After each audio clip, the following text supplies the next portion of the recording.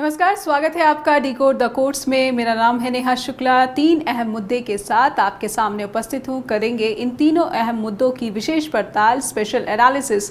तो आइए शुरू करते हैं आज का सफर।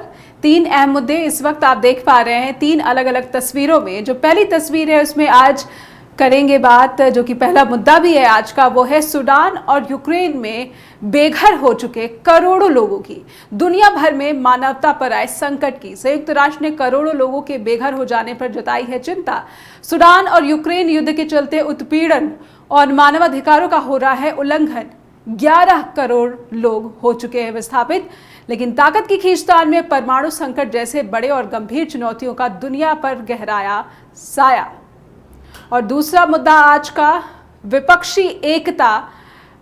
फिर से भारत में विपक्षी एकता पर संकट दिख रहा है। नीतीश की कोशिशों को क्या लग चुका है एक और बड़ा झटका। 23 जून की बैठक से पहले आम आदमी पार्टी ने बदल लिए हैं तेवर, कांग्रेस को दिया है ऑफर, साथ ही किया है वार।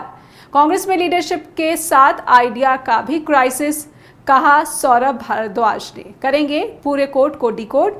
और तीसरे हिस्से में आज बात करेंगे भारत और अमेरिका के बीच हो रहे प्रीडेटर ड्रोन्स की डील की। अमेरिका से 31 प्रीडेटर ड्रोन्स खरीदेगा भारत। भारतीय रक्षा मंत्रालय ने दे दी है मंजूरी। एक अमेरिकी ड्रोन की कीमत है 2635 लाख रुपए। समझेंगे कि इस डील से दोनों देशों के संबंधों को कितनी मिलेगी मजबूती। वहीं चीन के साथ सीमा पर तनाव में अब क्या भारत पड़ेगा भारी। Let's decode these codes today। हाल के कुछ सालों में दुनिया भर में आई प्राकृतिक आपदाओं की वजह से मानवता को संकट के दौर से गुजरना पड़ रहा है। तुर्की को भारी भूकंप का सामना करना पड़ा, विनाशकारी भूकंप का सामना करना पड़ा। वहीं पाकिस्तान में बाढ़ की त्रासदी से भी लाखों लोग बेघर हुए और आर्थिक संकट का सामना करने पर मजबूर हो गए। इन प्राकृतिक आपदाओं ने मानव जीवन के ऊपर विकराल चुनौतियां ला दी, लेकिन हम मनुष्यों ने भी अपने लिए कुछ ऐसी चुनौतियां खड़ी कर ली हैं जिनका समाधान निकलता नजर नहीं आता। हम बात कर रहे हैं सूडान और यूक्रेन में चल रहे युद्ध की। यूक्रेन और सूडान में युद्ध की स्थिति से 11 करोड़ लोगों को अपना घर छोड़ने पर मजबूर होना पड़ा है। संयुक्त राष्ट्र में शरणार्थियों के मामलों से जुड़े उच्चायुक्त ने कहा है कि संघर्ष, उत्पीड़न और मानवाधिकारों के उल्लंघन के चलते सूडान और यूक्रेन में करोड़ों लोग बेघर हो चुके हैं। आइए देखते हैं जस हिंदी की ये विशेष पड़ताल क्या कुछ और जानकारियां आपके लिए खास तौर पर ढूंढ कर लाई है। संयुक्त राष्ट्र में शरणार्थी मामलों के उच्चायुक्त ने यह जानकारी दी है कि सूडान और यूक्रेन में संघर्ष, उत्पीड़न और मानवाधिकारों के उल्लंघन के चलते करीब 11 करोड़ लोगों को अपना घर बार छोड़कर विस्थापित होने पर, यानी कि पलायन होने पर मजबूर होना पड़ा है। वर्ष 2022 के लिए United Nations high commissioner for refugee UNHCR की ग्लोबल ट्रेंड्स रिपोर्ट बुधवार को जारी की गई। और इससे पहले जिनेवा में संयुक्त राष्ट्र शरणार्थी एजेंसी के प्रमुख फिलिपो ग्रैंडी ने कहा कि ये हमारी दुनिया के हालात पर एक कलंक है। आइए समझते हैं कि यूनाइटेड नेशंस के शरणार्थी मामलों की ताज़ा रिपोर्ट में क्या तथ्य पेश किए गए हैं। क्या कहती है United Nations high commissioner for refugee की रिपोर्ट। पिछले साल करीब 1.9 करोड़ लोग विस्थापित हुए।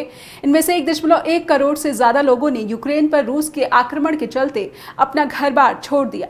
सूडान और यूक्रेन संकट से कुल 11 करोड़ लोग विस्थापित हुए हैं। द्वितीय विश्व युद्ध के बाद से पहली बार इतनी बड़ी तादाद में लोग जंग के चलते विस्थापित हुए हैं।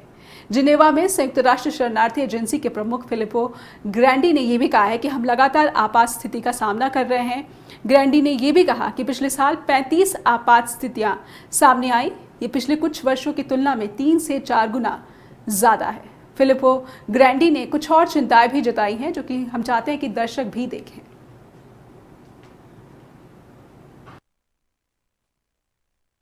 You may recall just a couple of years ago, or maybe last year, when we announced that for the first time we had gone over 100 million displaced people. Well, already 10% more have been added to this figure. Geneva में संयुक्त राष्ट्र शरणार्थी agency के प्रमुख Filippo ग्रैंडी ने कहा है कि कुल आपात स्थिति में से कुछ ही मीडिया में सुर्खियां बटोर पाती हैं। ग्रैंडी ने तर्क दिया है कि सूडान से पश्चिमी नागरिकों को निकाले जाने के बाद वहां हो रहे संघर्ष की खबर अब ज्यादातर अखबारों से गायब हो रही है। सूडान में संघर्ष के कारण अप्रैल के बाद से करीब 20 लाख लोग विस्थापित हो चुके हैं। कांगो गणराज्य हो, इथोपिया हो, म्यांमार हो, यहाँ पर भी संघर्ष के चलते करीब 10-10 लाख लोगों को बेघर होना पड़ा है।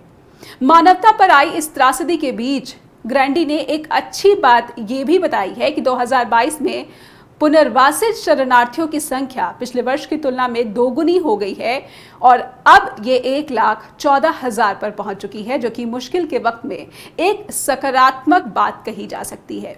हालांकि ग्रैंडी ने यह भी स्वीकार किया है कि ये संख्या मानवता के संरक्षण में अब भी समुद्र में एक बूंद की तरह है। ये चिंताएं एक तरफ तो हैं ही, इस बीच मानवता के ऊपर आया संकट और भी गहराने की आशंका जताई गई है। यूक्रेन युद्ध की वजह से एक बार फिर दुनिया परमाणु हमले की खतरे की तरफ बढ़ गई है। बेलारूस ने रूस से परमाणु मिसाइलों और बमों की डिलीवरी लेनी शुरू कर दी है। कहा यह जा रहा है कि इनमें से कुछ परमाणु हथियार हिरोशिमा और नागासाकी पर गिराए गए परमाणु बमों की तुलना में 3 से 4 गुना ज्यादा ताकतवर है। ये इतिहास में पहला मौका है जब रूस ने इस तरह से अपने परमाणु हथियारों को तैनात करना शुरू कर दिया है। अमेरिका दुनिया का वो पहला देश था जिसने सबसे पहले परमाणु बम बनाया और जापान ऐसा पहला देश था जिसने परमाणु हमले का दर्द झेला। अमेरिका ने हिरोशिमा पर 6 अगस्त को और नागासाकी पर 9 अगस्त 1945 को हमला किया था। सदियों तक मानवता ने इसकी कीमत चुकाई। वर्तमान में पूरी दुनिया को महत्वाकांक्षा और ताकत की इस खींचतान वाली स्थिति में मानवता पर चिंता करने वाले नेताओं की कमी महसूस हो रही है। जापान पर हुए 2 परमाणु हमलों में 1.5 लाख से ज्यादा लोगों की मौत हो गई थी। जो लोग बच गए थे वो अपंग हो गए थे। इन दोनों शहरों से दूर कई इलाकों में घंटों तक काली बारिश होती रही थी और रेडियो एक्टिव विकिरण ने इन दोनों शहरों को तबाह कर दिया था। आज भी यहाँ पर इस तबाही के निशान मौजूद है। ऐसे में अब फिर से परमाणु संकट गहराता जा रहा है, लेकिन इस ओर कोई ठोस पहल होती नजर नहीं आ रही। सिर्फ चिंताएं ही चिंताएं हैं और मजबूर और लाचार बेघर लोग बेसहारा हैं। संयुक्त राष्ट्र की इस रिपोर्ट पर विश्व के नेता कितना ध्यान देते हैं, ये देखने वाली बात होगी।